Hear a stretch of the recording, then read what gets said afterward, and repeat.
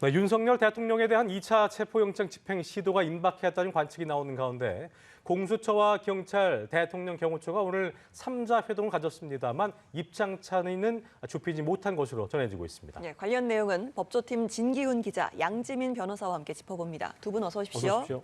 안녕하세요. 자, 먼저 좀 진기훈 기자한테 확인을 해보겠습니다. 오늘 오전이었는데요. 경찰이 공수처하고 경호처에게 제안한 3자 회동이 있었는데 저희가 말한 대로 특이한 어떤 합의점은 없는 것으로 보이는데 일단 내용부터 좀 짚어볼까요? 네, 이 회동은 오전 8시에 경찰의 제안으로 서울 모처에서 열렸습니다. 경찰과 공수처, 경호처 이 세 기관이 진행한 회동이었고요. 예. 1시간 정도 진행된 것으로 알려졌습니다. 경찰이 어제 저녁에 양 기관에게 연락을 해서 성사가 된 만남이었는데 공수처는 우선 이 회동에 대해서 본인들은 어떤 의견을 듣는 자리였고 본인들이 입장을 이렇게 내는 약간 주체적이 되는 자리는 아니었다 이렇게 설명을 했습니다. 내용은 평화적인 영장 집행이 됐으면 좋겠다 이러한 의견을 서로 전달을 했다 이 정도 내용이 전해지고 있는데 다만 어떤 결론이 도출이 된 거는 아니다 이렇게 지금 설명을 하고 있습니다. 그러면서 공수처는 이 논의의 내용이 영장 집행 계획에는 영향을 주지 않을 거다 이렇게 밝히고 있습니다. 사실 정치권이나 일부 언론 보도 등을 통해서 내일 또는 모레가 이 영장 집행의 디데이다 이러한 관측이 많이 나왔었는데 이러한 계획을 또 공수처가 전면 재검토할 거다 이러한 보도들도 좀 나오는 상황이기도 했거든요. 이런 전면 재검토 등의 가능성에 대해서도 공수처는 선을 그었습니다. 사실 1차 집행 시도를 실패하면서 공수처에 많은 비판이 쏠린 상황이고 또 2차 영장이 발부된 지도 이제 일주일이 넘어가고 있는 시점이잖아요. 그렇기 때문에 공수처 입장에서는 윤 대통령의 신병 확보를 하기 위한 시도를 여기서 멈추거나 이것을 전면 재검토하거나 이러할 가능성은 없다. 이런 입장을 밝힌 것으로 보입니다. 이런 경찰이 이러한 회동을 제안한 것 자체도 이례적이다 이런 평가도 나오거든요. 네. 그동안 사실 공수처가 영장 집행의 주체다 이러면서 입장 발표를 좀 유보해 왔었는데 경찰이 이거는 좀 경호처 들기에 공수처에 이어서 나선 거다. 공수처가 사실 어저께 경호처에 경고성 공문을 보냈잖아요. 그런 것과 마찬가지로 경찰이 이 평화적인 영장 집행이라는 카드를 꺼내들면서 한편으로는 지금 강경파들에 대해서는 입건이나 수사를 좀 서두르고 있잖아요. 그러는 상황과 반대로 이 경호처 내부의 온건파들에게는 이런 협상까지도 보여주면서 이 온건파들에게는 평화적인 이런 영장 집행을 하자 이렇게 좀 투트랙 전략으로 경호처 흔들기에 공수처와 함께 나선 것이 아니냐 이런 관측도 나오고 있습니다. 그렇군요. 경찰에서도 역할을 하기 시작을 했다 이런 말씀도 좀 들었습니다. 말씀하신 것처럼 1시간가량 진행된 3자 회동에서 이렇다 할 입장차가 좁혀지는 그런 소식은 기대를 했습니다만 따로 전해지진 않았고요. 또 조금 전에 저희가 좀 전해드린 것처럼 경호처에서도 입장이 나왔는데요. 관저에 입장을 하려면 사전 승인을 받아야 한다. 강제 출입은 위법이다라는 입장을 냈습니다. 이렇게 입장차를 줄이지 못한 배경을 좀 짚어주신다면요. 그러니까 공수처나 공조본 입장에서는 그래도 좀 평화적으로 이 집행을 하기 위해서 여러 가지 좀 물밑 작업을 비롯해서 좀 노력들을 기울인 것으로 보이는데요. 네. 그런데 경호처의 입장이 너무 완강합니다. 그렇기 때문에 그 입장차를 좁히기에는 사실 현실적으로 쉽지가 않고요. 경호처의 기본 1차 집행 때도 그랬지만 입장은 우리는 형사소송법 110조, 111조에 따라서 군사기밀시설이 있다라고 한다면 사실 그 영장을 집행하는 주체가 이러한 사전 승인을 받아야 되는 것이고 우리는 사전 승인을 하는 바가 없기 때문에 어떤 승인이 일어난 바 없기 때문에 출입을 허가할 수 없다. 그리고 두 번째 논리는 우리는 대통령 경호법에 따라서 이 관저를 대통령 경호구역으로 지정을 하고 거기는 정말 철통같이 사수를 하겠다라는 이 두 가지 원칙을 가지고 지금 계속해서 이 사안을 대하고 있고 그런데 여기서 한 발짝도 물러나지 않겠다라는 것은 어떻게 협상이 필요하다라든지 아니면 협상이 이루어질 가능성을 좀 타진하기는 힘들겠죠. 그렇기 때문에 경호처의 완강한 입장으로 인해서 이렇게 3자 회동은 결국 아무런 성과 없이 돌아갈 수밖에 없는 그런 가능성이 커졌다라고 보는 것이 맞겠고요. 경호처가 이렇게 강경한 입장을 고수한다라고 한다면 공조본 입장에서는 그러면 이것에 대해서 되돌리고 뭔가 설득을 하는 그 작업은 빨리 시간 낭비다라고 결정을 짓고 그 이후에 그 강경한 입장을 어떻게 우리가 대응해 나가야 될지에 대해서 더 고민하고 더 집중하는 것이 맞다라고 보입니다. 예. 진 기자의 예상을 좀 들어봐야 될 텐데 아까 진 기자가 얘기할 때는 그랬잖아요. 공수처 입장을 얘기하면서 내일 뭐 집행 가능성 나온 것에 대해서는 집행 일정을 전면 재검토하거나 그런 단계는 아니다라고 강조를 했었는데 지금 조선 앵커의 말처럼 저희가 앞에 전해드렸던 그 속보를 보면 대통령 경호처는 사실 1차 집행 때와 마찬가지로 경호법에 따라서 완강하게 방어를 할 것처럼 보이는 상황이기 때문에 이런 것들 때문에 내일로 유력했지만 공수처가 또다시 일정을 연기하거나 이런 부분에 대해서 어떤 검토할 가능성 어떻게 좀 봐야겠습니까? 연기를 하는 부분에 대해서 그리고 또 영장 집행 날짜가 계속 밀리는 부분에 대해서는 상당한 부담을 느낄 수밖에 없을 걸로 보입니다. 지금 1차 집행 시도 때와 상황이 전혀 달라진 게 없는 걸 지금 재확인한 거거든요. 그런 상황이기 때문에 사실 그리고 이 공수처 입장에서도 15일이나 16일 가능성이 자꾸 제기가 되는 것에 대해서도 공수처는 우리들이 뭐 그 날짜를 언급한 적은 없다. 하지만 지금까지 세워진 어떤 계획이 있다면 이걸 우리가 뭐 전면 재검토를 하거나 원점에서 다시 검토하고 이런 일은 없다. 이렇게 밝혀왔거든요. 즉 신속하게 집행하겠다. 이러한 입장을 계속 밝히고 있는 것이기 때문에 지금 게다가 경호처의 입장이 방금 전해주신 대로 굉장히 강경하게 지금 다시 나왔습니다. 네. 그렇기 때문에 지금 여기서 경호처와 또다시 뭔가의 타협을 시도하거나 아니면 뭐 본인들이 게다가 또 어제 이렇게 경호처의 경고성 공문까지도 또 보낸 입장이잖아요. 그런 상황이기 때문에 만약 이제 어떤 디데이를 정해놓고 있고 그렇다면 그 계획대로 아마 밀고 나가야 할 것으로 보입니다. 예, 지금 이렇게 곳곳에서 뭐 영장 집행에 대한 그런 관측들이 쏟아져 나오는 상황이고 또 오늘 오전에 삼자회동도 그렇고요. 그동안 사실 공수처에서는 영장의 유효 기간을 비롯해서 그 수사 기밀성을 굉장히 좀 강하게 유지해 오는 상황이었는데 만약에 좀 집행에 나선다면 뭐 낮이 될지 야간이 될지도 관심이고요. 이런 부분에 대해서 기밀성은 과연 좀 잘 지켜질 수 있는 건지 대한 우려도 좀 생기고요. 공수처가 어떤 선택을 할 거라고 생각을 하시나요? 일단 언급을 해주신 것처럼 이 수사, 그러니까 특히나 강제 수사라든지 체포영장이나 이렇게 집행을 함에 있어서는 기밀성이라든지 이런 것들이 지켜주는 것이 굉장히 중요합니다. 네. 그래서 사실 영장 발부가 됐을 때 공수처에서도 유효 기간이 언제까지냐라는 물음에 대답을 하고자 하지 않았던 취지도 사실 그랬거든요. 그래서 물론 뭐 언제 날짜가 뭐 유력하다, 뭐 내일 내지는 내일 모레 정도로 이제 거론이 되고 있기는 하지만 실제 공수처에서 그렇게 실제 집행을 할지는 좀 미지수다라고 볼 여지도 있는 것이고요. 공수처에서 그런데 이제 영장이 아마 첫 번째 영장도 일몰 이후에 집행할 수 있다라는 단서가 붙었기 때문에 이번에 재발부받은 영장에도 충분히 일몰 후에, 그러니까 야간에도 집행할 수 있는 것으로 아마 받았을 것으로 예측이 됩니다. 네. 그럼에도 불구하고 아마도 밤이 아닌 낮에 이렇게 좀 평화적인 방법으로 접근을 해갈 것이다라는 이야기가 유력하다라고 생각되는 이유는 만에 하나 정말 이렇게 영장을 집행하다가 경호처에서 아무리 이제 막아선다고 한들 경호처 인원을 부상당하게 하면서 상해하면서까지는 영장을 집행하는 것을 주저할 수밖에 없거든요. 누군가가 다친다라고 한다면 사실 공수처나 경찰 입장에서도 그 부분에 대해서 법적인 책임을 져야 되는 소지가 있는 것이고요. 반대로 경호처 인원이 만약에 경찰 인원을 다치게 한다라는 것도 역시나 법적 책임을 물을 수밖에 없는 상황에 처해 있습니다. 그래서 더군다나 경호처에서 이렇게 무장을 하고 뭐 총기까지 들고 이렇게 있는 상황에서는 자칫 잘못하면 무력 충돌이 발생할 수 있기 때문에 공수처에서는 최대한 낮에 인파가 없는 시간대를 택해서 영장 집행에 들어갈 가능성이 높다라고 보이고요.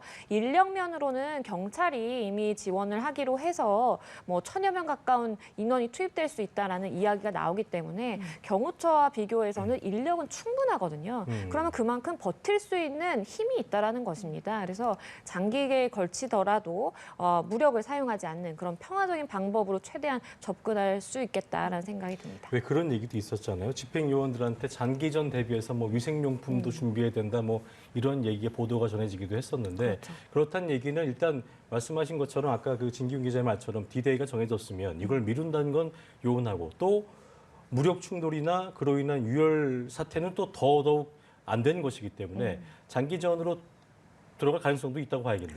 가능성이 있다라고 보입니다. 왜냐하면 지금 경호처에서 입장을 바꾸지 않는 이상 저 차벽 치우지 않을 것으로 보이고요. 그리고 철조망도 걷어내지 않을 것입니다. 1차 영장 집행 때 보셨겠지만 차벽만 있었던 게 아니라 차벽 뒤로 사람들이 다 200여 명이 이렇게 스크럼을 짜고 막아섰잖아요. 물론 지금 뭐 200여 명의 인원이 그때와 마찬가지로 투입이 될 수 있을지는 모르겠지만 최대한 강경하게 막아설 것입니다. 그러면 그렇게 무장을 하고 총기를 휴대하고 있는 그런 상황에서 공수처에서 자칫 잘못해서 뭔가 자극을 한다라든지 아니면 우리가 힘으로 뚫고 들어가겠다라고 하는 순간 이거는 위험해질 수가 있기 때문에 그냥 그 차벽 뒤에 막아서서 선 인원과 마주한 상태로 그냥 서서 버티기 전략으로 나갈 수도 있다라는 것이죠. 그러면 이게 뭐 한두 시간은 버틸 수 있겠지만 하루 이틀을 이렇게 계속해서 공수처 인원들이 뭐 물도 먹지 않고 화장실도 가지 않고 그대로 스크럼을 유지한다라는 것은 현실적으로 힘들고요. 그렇기 때문에 그 스크럼이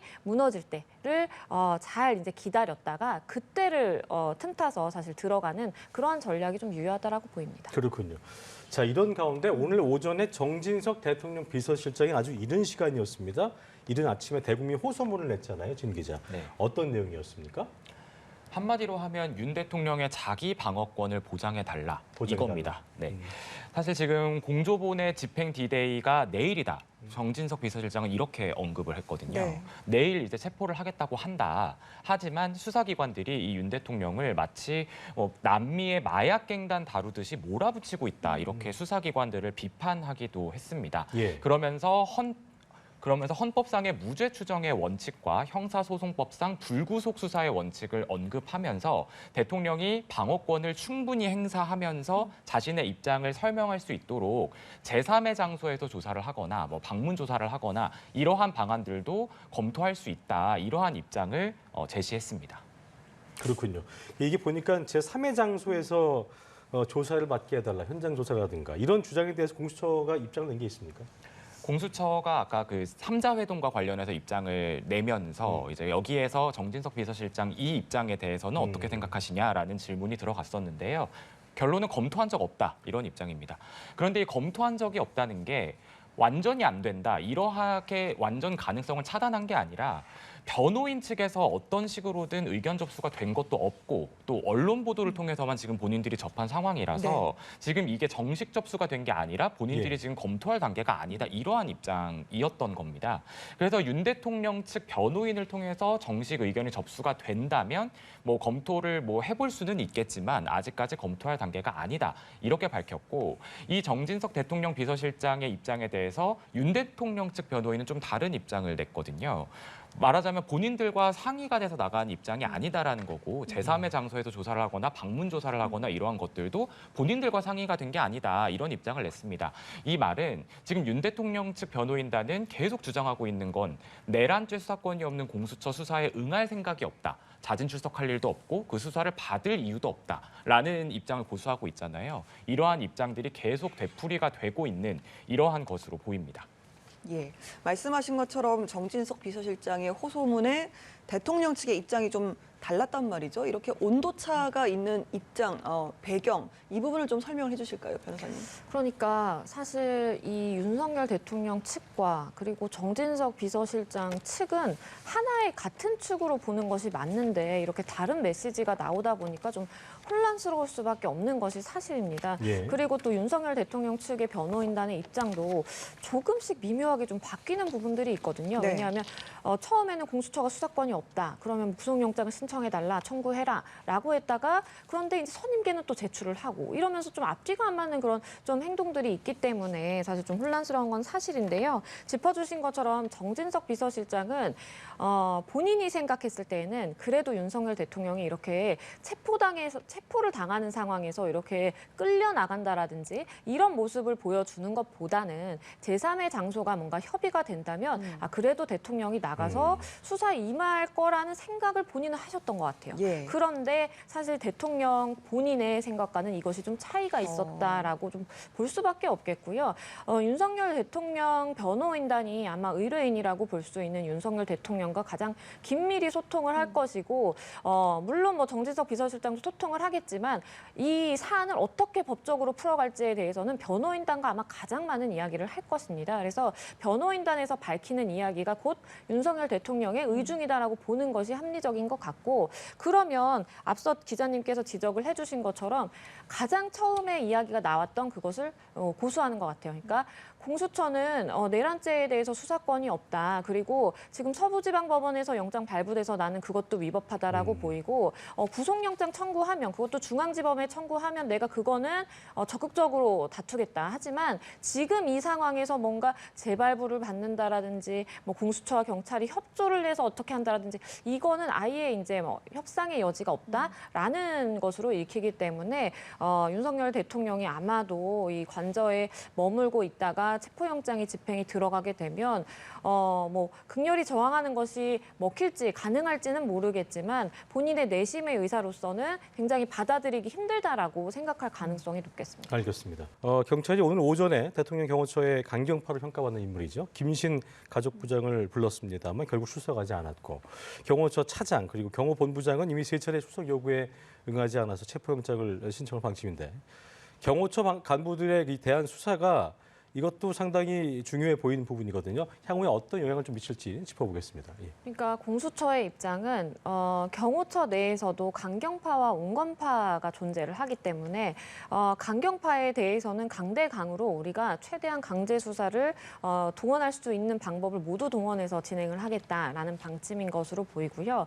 온건파 내지는 일부 상부의 명령에 따를 수밖에 없는 그러한 인원들에 대해서는 뭐 입건을 하지 않는다라든지 아니면 이 부분에 대해서 우리가 선처를 해준다라든지 식으로 뭔가 유인책을 함께 내고 있는 것으로 보입니다. 그도 그럴 것이요. 이 경호처도 사실 따지고 보면 그냥 공무원 집단인 것입니다. 뭐 지휘부나 수뇌부로 올라가면 뭐 모르겠지만 그 아래 이제 뭐 입사한 지 얼마 안 된 그러한 사람들의 경우에는 단순히 그냥 경호처가 직장인 직원들일 뿐이거든요. 네. 그렇기 때문에 단순히 우리가 상부로부터 명령을 받았다는 것을 따르지 않는 것이 두려워서 사실 그 자리에 서 있는다라는 것만으로 입건이 되면 굉장히 억울한 상황이 발생할 수 있기 때문에 그것에 대해서는 우리가 선처를 하되, 이 김신 가족부장이라든지 그다음에 김성훈 차장이라든지 그리고 이진우 이광호 본부장이라든지 이 이제 3명의 인원은 대표적인 강경파로 분류가 되는 사람들이기 때문에 이 부분에 대해서는 공수처가 뭔가 협의의 여지라든지 뭔가 선처의 여지 전혀 남기지 않고 그대로 3번 출석 통보했다가 3번 출석하지 않는다. 그러면 체포영장 발부받고 이런 수순으로 가면서 아마도 이 경호차장에 대해서 대통령에 대한 체포영장을 집행할 그 당일에 함께 영장 집행을 할 가능성도 점쳐지고 있는 그런 상황이기 때문에 만약에 그렇게 된다면 만약에 정말 그것이 현실로 이루어진다면 경호처 차장이 먼저 체포돼서 나가고 그 다음에 윤석열 대통령에게 접근할 수 있는 그러한 상황이 연출이 될 가능성도 있습니다. 이 김성훈 차장 같은 경우에는 영장이 발부가 됐네요. 그렇습니다. 예, 예. 왜냐하면 이미 3차례 불출석했고요. 체포영장을 신청을 하고 기다리고 있던 상황인데 김성훈 차장에 대해서는 발부가 됐고 발부가 될 것이라고 예견이 됐었습니다. 예, 예. 그래서 마찬가지의 입장으로 본다면 지금 경호본부장 역시도 3차례 출석하지 않고 영장 청구가 들어간 것이기 때문에 뭐 사실 상황은 동일하거든요. 아마도 발부될 가능성이 높아 보입니다. 예, 이런 가운데 국방부에서도 입장이 나왔습니다. 경호처가 체포영장 집행을 재차 저지를 하더라도 뭐 관저에 있는 군병력이 동원되지는 않을 것이다라고 밝혔는데요. 앞서 공수처에서 협조 공문을 보냈고 여기에 대해서 뭐 협조를 하겠다 이런 뜻으로 해석을 하면 되겠습니까? 맞습니다. 그러니까 국방부가 처음에는 이런 입장을 취하지 않았었어요. 예. 굉장히 좀 애매하게 우리 군에서 어쨌든 군인이다 보니까 군병력이다 보니까 국방부 관할이긴 하지만 경호처의 지휘를 받기 때문에 법제상 경호처에서 통할하는 것이 것이 맞다라고 처음에 입장을 냈다가 네. 이러한 명령에 따르는 일반 사병들, 우리 정말 국방의 의무를 다하기 위해서 들어간 사병들이 경호처 관저 지키는 임무가 맞는 것이냐. 그것도 평소에 뭐 외곽 관리라든지 뭐 지켜야 되면 모르겠지만 지금 영장 집행을 막아서는 그런 임무에 투입되는 것이 맞느냐라는 비난 여론이 굉장히 커졌고요. 그러다 보니까 국방부에서도 입장을 좀 선회했습니다. 이러한 만약에 위법한 명령이 있다라고 한다면, 위법한 어떤 작전 수행이 있다라고 한다면 거기에는 국방부가 경호처의 지휘를 받는 군 병력이지만 투입하지 않겠다라고 입장을 밝혔고요. 그러한 입장의 연장선이라고 보입니다.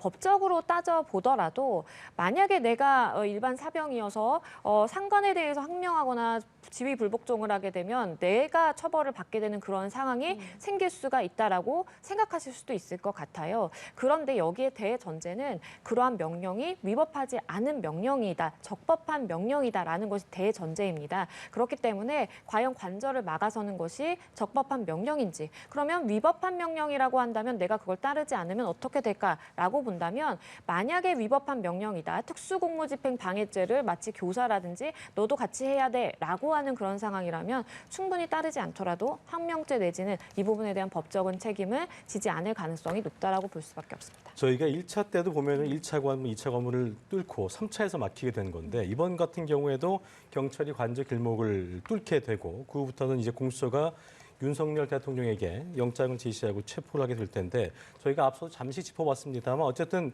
이 부분에 대해서 공수처가 1박 2일이든 길면 2박 3일이든 지나간 과정을 일단 예견하고 있는 거죠. 그렇죠. 그 가능성까지 열어놓고 수사, 그러니까 강제 집행에 임해야 된다라고 생각을 합니다. 지금 공수처에서 가지고 있는 여러 가지 이제 안들이 있을 텐데 그 중에 하나가 짚어주신 것처럼 장기전으로 가는 것. 그러니까 차벽을 강경하게 막아서고 스크럼을 짜고 있으면 우리가 그러한 스크럼을 강제적으로 뭔가 이렇게 떼내려고 한다기보다는 그 앞에 맞서고 서서 몇 시간이고 이렇게 기다리면서 그 스크럼이 깨지기를 좀 기다리는 것입니다. 그렇게 된다라고 한다면 사실 뭐 하루 안에 다 끝날지 아니면 이게 1박 2일로 넘어가게 될지 그것은 길어질 수밖에 없다라는 것이 이제 중론인 것이고요. 아니면 두 가지의 갈래. 또 다른 안은 언급해 드린 것처럼 그 김성훈 차장에 대한 지금 체포영장이 발부됐기 때문에 체포영장을 우선은 대통령이 아니라 김성훈 차장에 대해서 집행을 하고 차장이 그 자리에서 체포돼서 끌려나가는 것을 보게 된다면 경호처 인원들도 굉장히 좀 심리적인 동요가 있을 수밖에 없다고 보입니다. 그래서 그러한 심리적인 동요를 이용해서 스크럼이 깨지면 그때를 틈타서 이제 들어갈 것인지 이런 다양한 안들을 놓고 고민 중이라고 보입니다.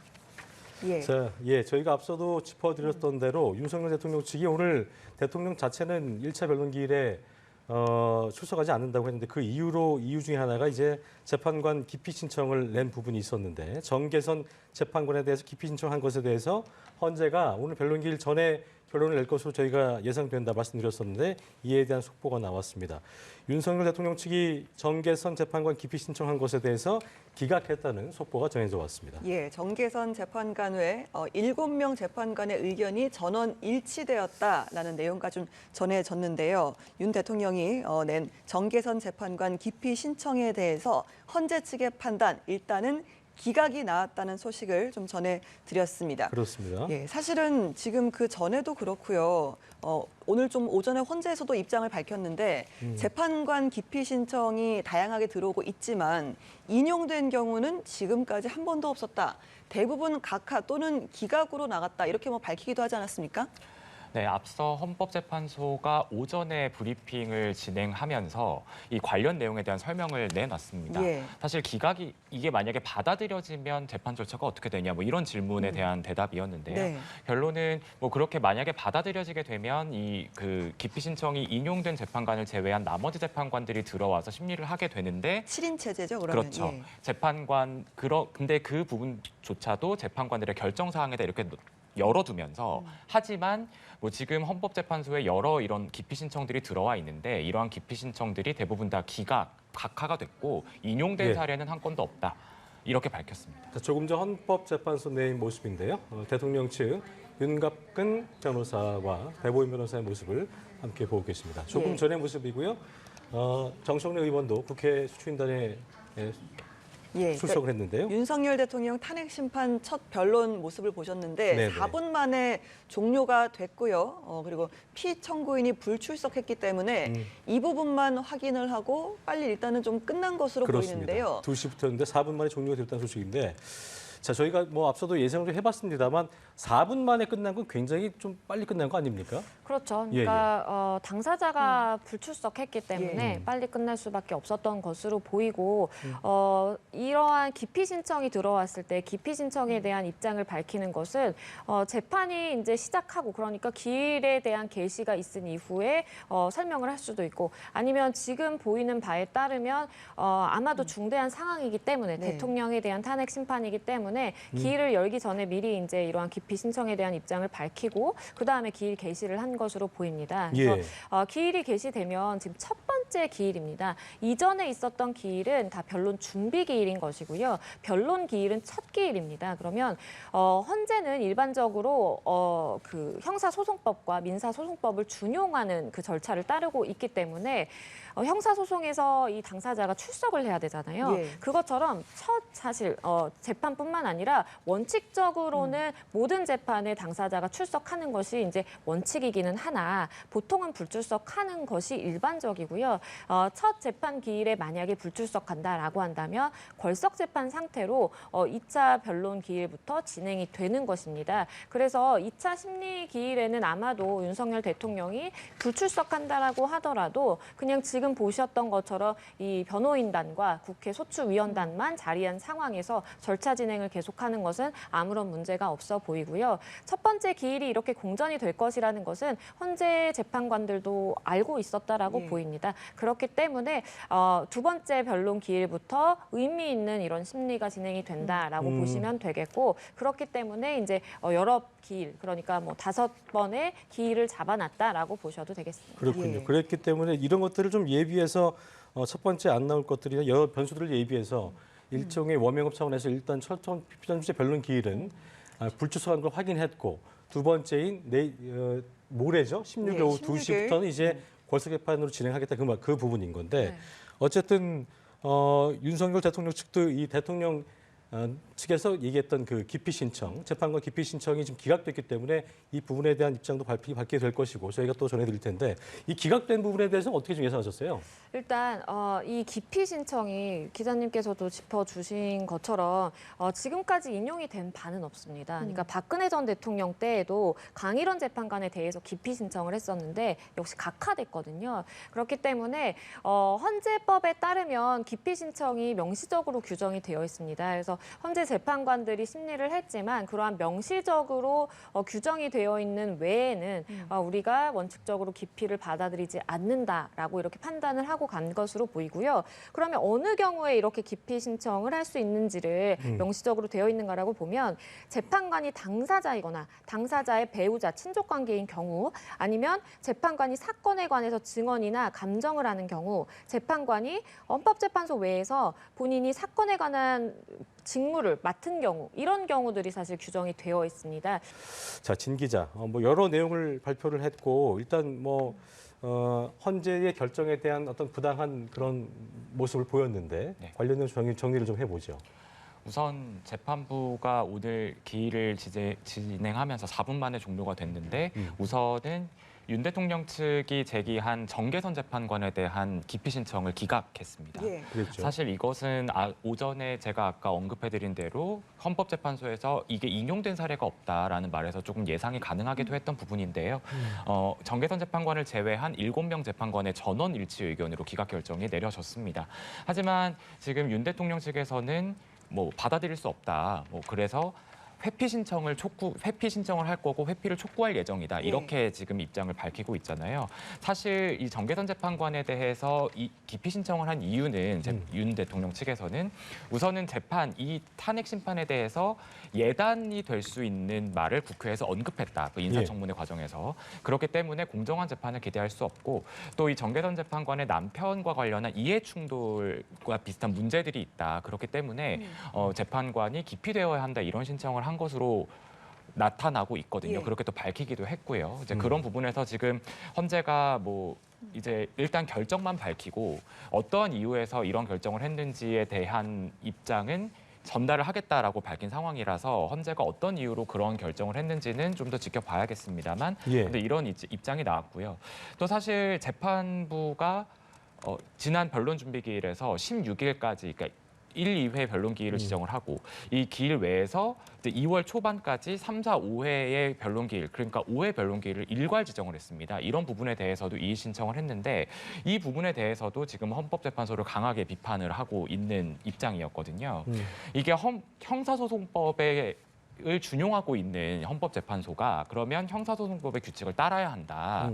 근데 이 형사소송법 규칙에는 이렇게 재판 기일을 지정을 할 때 대리인단의 입장을 듣게끔 되어 있는데 이런 절차를 거치지 않고 5기일을 그것도 그중에 3기일은 변론 외에서 일괄 지정을 해버렸다. 일방적으로 지정해버렸다. 그렇죠. 변호인단의 입장을 전혀 묻지 않은 기일 지정이다. 이제 이러한 입장이기 때문에 이러한 일괄 지정을 취소를 해달라는 이의 신청을 냈었거든요. 네. 이런 부분의 주장을 다시 한번 이제 되풀이를 하면서 헌법재판소가 법을 어기고 있다 이런 지금 주장을 펼치고 있는 상황입니다. 그렇군요. 네, 변론 일괄 기일에 대해서도 지정을 하면서 재판의 공정성, 중립성이 의심된다는 이야기가 있었고요. 그리고 재판관 스스로 회피를 해야 한다. 이 회피를 좀 촉구할 예정이다라고 했는데 이 두 부분에 대해서는 좀 변호사께서는 어떻게 들으셨습니까? 그러니까 형사소송법을 준용을 하는 것은 맞습니다. 그리고 그러면 형사소송을 진행을 할 때 실제 재판이 어떻게 이루어지는가를 보면 사실 재판부의 재량에 맡겨져 있는 부분이 굉장히 큽니다. 특히 네. 기일 지정의 부분은 재판관이 이 재판을 주재하면서 그러한 내가 빨리 진행하고 싶다 내지는 이 사건은 뭐 어떻게 진행하는 것이 효율적이겠다 뭐 이런 여러 가지의 생각에 영향을 받아서 그러한 기일 나름의 이제 스케줄을 만드는 것이거든요. 네. 계획을 그렇기 때문에 재량에 맡겨져 있는 부분이 많고 실제 형사소송 재판의 경우에도 어떤 재판부는 한 번 기일을 다 심리를 진행한 이후에 그 다음 기일은 언제로 하겠습니다라고 정하는 경우도 있고 이 사건 기록이 굉장히 방대하다라든지 뭐 너무 이거 오래 걸릴 것 같은데라고 생각이 되면 재판을 속도감 있게 끌어가기 위해서 우리 재판부는 뭐 매주 화요일, 목요일 아니면 뭐 수요일에 재판을 하는 재판부니까 그럼 매주 수요일에 일단 지정을 해놓겠습니다라고 하는 경우도 사실 있어요. 그래서 이것이 뭐 법적으로 위법이라든지 이런 것을 다투기보다는 일단 재량에 있는 부분에 있어서 과도한가 아닌가 이러한 부분이 좀 문제가 될 수 있는 쟁점화가 될 수 있는 부분이라고 보이고요. 그리고 이제 정계선 재판관에 관한 부분에 있어서는 물론 윤석열 대통령 측에서는 충분히 문제를 제기할 수 있는 부분이라고 생각이 되기는 합니다. 왜냐하면 이해 충돌의 여지도 있는 것이고 실제 정계선 재판관의 남편이 이 김미수 변호사가 그 이사장으로 있는 그러한 재단에서 지금 일을 하고 있는 그런 상황이기 때문에 그렇죠. 이렇게 가깝고 그리고 게다가 국회에서도 뭔가 심증을 예측할 수 있을 만한 그런 발언을 했다라고 한다면 기피 신청을 할 수 있다라는 것은 충분히 이해가 되지만 하지만 우리의 지금 현실의 법 체계상으로는 헌재가 그러한 기피 신청을 받아들이느냐 마느냐에 대한 이러한 판단을 할 수 있는 권한이 있는 것이고 헌재에서 나머지 재판관들이 심리를 해본 결과 그것이 문제가 없다. 기피 신청 기각 내지는 각하하겠다라고 결정이 났으면 그것에 또 따라갈 수밖에 없는 것이 현실의 법 체계입니다. 그렇기 때문에 지금 이야기가 되고 있는 뭐 회피를 촉구하겠다, 회피를 뭐 신청하는 것을 유도해보겠다, 뭐 이렇게 얘기를 하는 것은 회피는 재판관 본인이 해야 되는 것이거든요. 그렇기 때문에 본인이 혹시나 내가 공정하지 못한 판단을 할 수 있을 것 같으니까 이 재판에는 내가 빠지겠습니다라고 이야기를 하는 것을 아마 기대를 해보겠다라는 것인데 현실적으로 봤을 때 그러한 가능성은 좀 낮아 보입니다. 가능성은 높지 네네. 않다. 정계선 재판관 관련 내용도 있었지만 이걸 포함해서 또 윤 대통령 측에서 헌법재판소에는 이의 신청이나 기피 신청이 또 있었다고 들었거든요. 이 부분도 좀 정리를 해주실까요? 이의 신청과 기피 신청 총 4건입니다. 네. 우선 기피 신청 한 건은 앞서 계속 언급한 정계선 재판관에 대한 기피 신청이었고 네. 이의 신청 중에 이제 오늘 기각된 변론 기일 지정에 관한 이의 신청이 있습니다. 이 부분이 있었고 또 하나가 이 변론 개시에 대한 이의 신청입니다. 네. 즉 변론 개시 날짜가 오늘인 것에 대한 이의 신청인 것인데요. 지금 사실 윤 대통령 측에서는 계속 이의를 제기하고 있는 부분이 있죠. 지금 국회 측에서 내란죄 부분을 철회하겠다, 탄핵소추 사유에서 이 부분에 대한 논란이 명확하게 해결이 되지가 않았고 또 한덕수 권한대행 탄핵 심판을 우선해야 한다, 이런 주장도 지금 윤 대통령 측이 하고 있거든요. 이러한 문제 등이 있고 또 정계선 재판관, 물론 오늘 결론이 났습니다만 정계선 재판관 기피 신청까지 들어가 있었기 때문에 이 모든 논란들이 해소되지 않았는데 오늘 변론을 개시하겠다, 이것은 잘못된 것이다라는 내용의 이의 신청이 하나가 있었고요. 또 앞서 변론 준비기를 거치면서 윤 대통령 측이 재판부에 의견서를 하나 낸 게 있습니다. 네. 이게 수사 중인 사안이기 때문에 수사기관의 수사 기록을 넘겨받지 말아달라, 이런 요청을 했었거든요. 그랬는데 이 요청을 재판부가 받아들이지 않았잖아요. 수사 중인 건데. 그렇죠. 윤 대통령 측의 주장은 그러한데 하지만 재판부에서는 이것은 이 탄핵 심판에서의 굉장히 중요한 쟁점이 될 수 있고 중요한 쟁점에 관한 기록들이자 증거들이기 때문에 우리가 넘겨받아야겠다, 받아들일 수 없다, 이렇게 해서 이 주장을 기각한 바 있습니다. 이 부분에 대해서도 이의 신청을 냈습니다. 지금 이렇게 4건의 이의 신청이 들어갔고 오늘 이제 2건이 일단 기각 결정이 나온 겁니다. 아까 이제 우리 변호사께서 헌재의 어떤 재량의 부분이기 때문에 뭐 불공정성을 이유로 기피 신청을 할 수는 있지만 헌재에서는 이제 기각이 나왔잖아요. 그 기각이 됐다는 것은 역대 사례에서 그런 사례가 없었고, 근데 불공정하거나 그런 부분이 있다면 살펴볼 수 있을 텐데 불공정하다고 보지 않았다, 이렇게 이해를 하면 되는 겁니까? 그렇게 이해를 할 수밖에 없습니다. 지금 정계선 재판관을 제외한 나머지 재판관이 심의를 해본 결과 기피 신청을 받아들이지 않겠다, 그것도 만장일치로 우리가 기피 신청 받아들일 필요가 없다라고 판단을 했다라는 것은 헌재법에서 이야기하는 기피 신청이 가능한 그러한 명시적인 사항에 해당하지 않고 정계선 재판관이 투입이 돼서 8인 체제로 재판을 하더라도 이 공정성의 시비라든지 공정성의 문제가 될 가능성은 없다라고 아마 판단을 한 것으로 보여요. 그렇기 때문에 나머지 재판관들이 이제 이렇게 한 뜻으로 의견을 모은 것이라고 보이고요.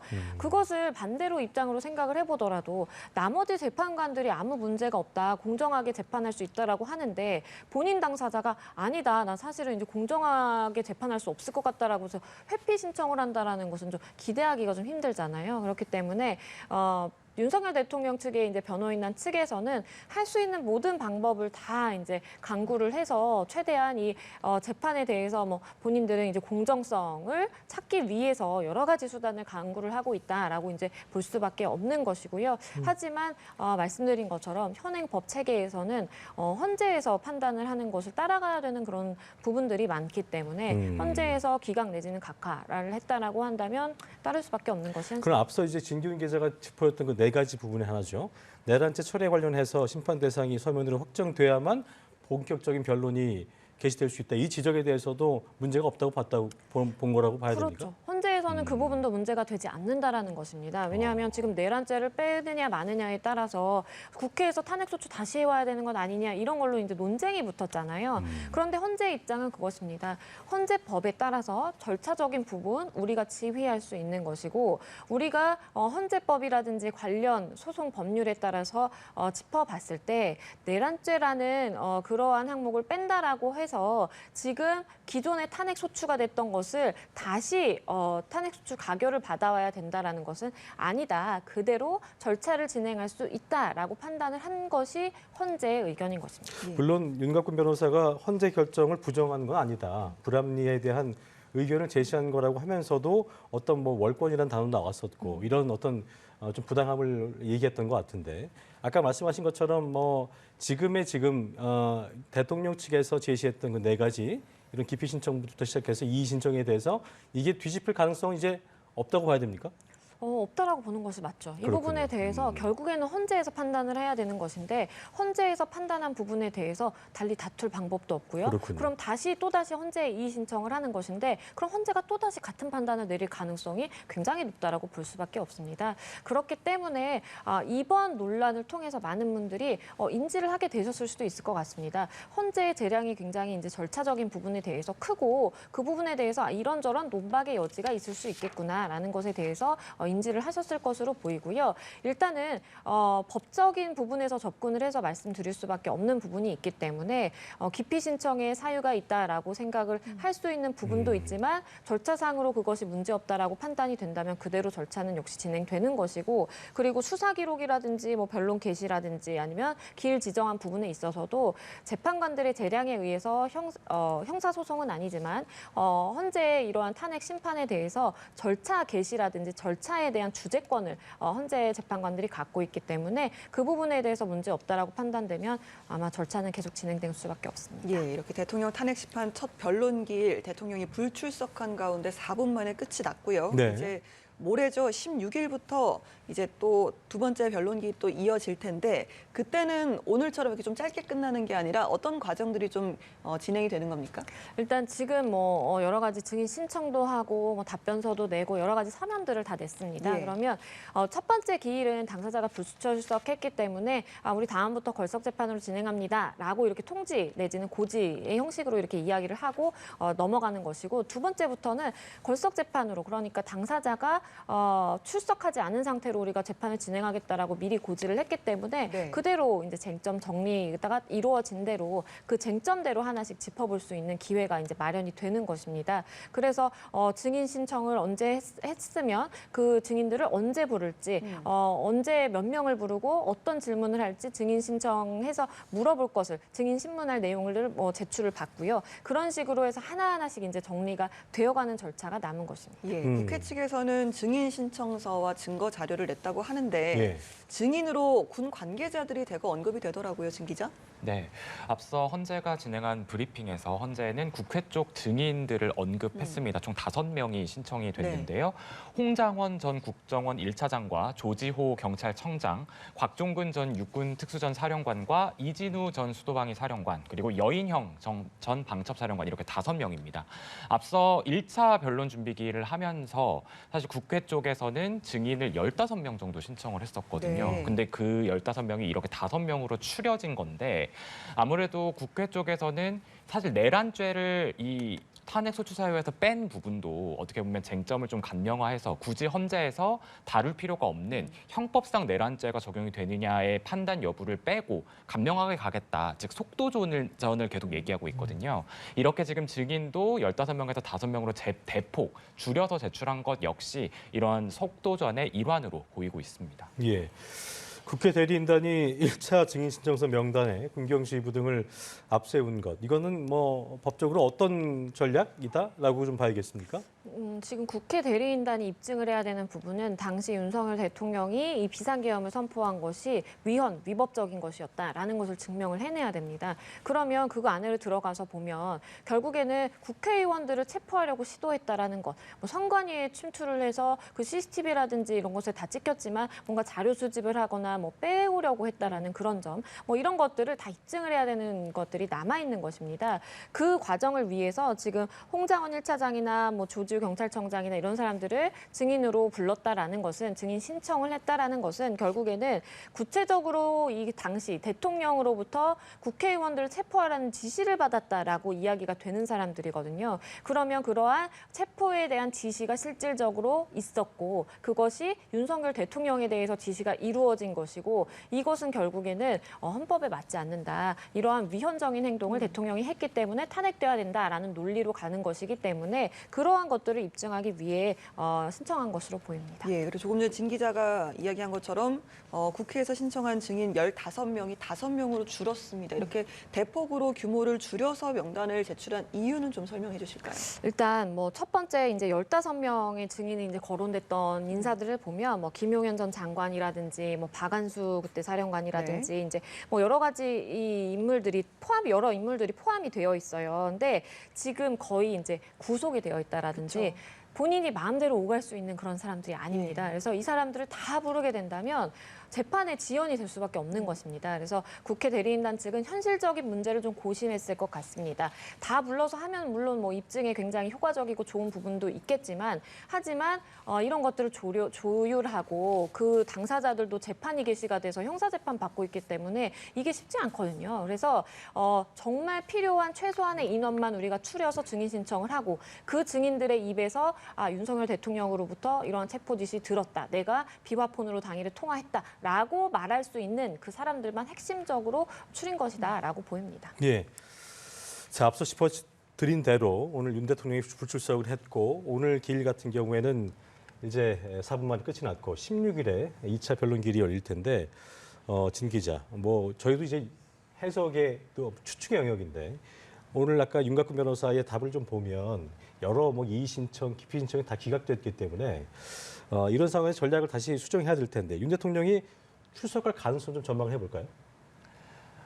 사실 출석 가능성이 그리 높아 보이진 않습니다. 어디까지나 예측이지만 출석 가능성이 높아 보이진 않는데요. 우선 아까 경찰과 공수처, 경호처의 3자 회동 결과가 사실 빈손으로 끝났고 1차 집행 시도 때와 달라진 점이 없고 그런 상황에서 윤 대통령 측은 사실 오늘 불출석하는 이유에 대해서도 불법한 체포영장이 집행될까 봐 그런다라는 입장이잖아요. 네. 뭐 재판에 출석하기 위해 나왔을 때 본인이 체포가 될 수 있는 위험이 있고 이러한 위험 요소가 해결되지 않으면 출석을 할 수가 없다. 이러한 입장을 고수를 하고 있는데 그때의 상황과 지금의 상황이 크게 달라지지 않았기 때문에 지금 그런 상황이 해결이 되지 않는 한 윤 대통령의 출석은 굉장히 어려워 보이고요. 또 사실 지금 이의 신청들이 족족 기각이 되고 있고 지금 나머지 오늘 기각된 거 외에 나머지 2건도 어떻게 될지 모르는 상황입니다.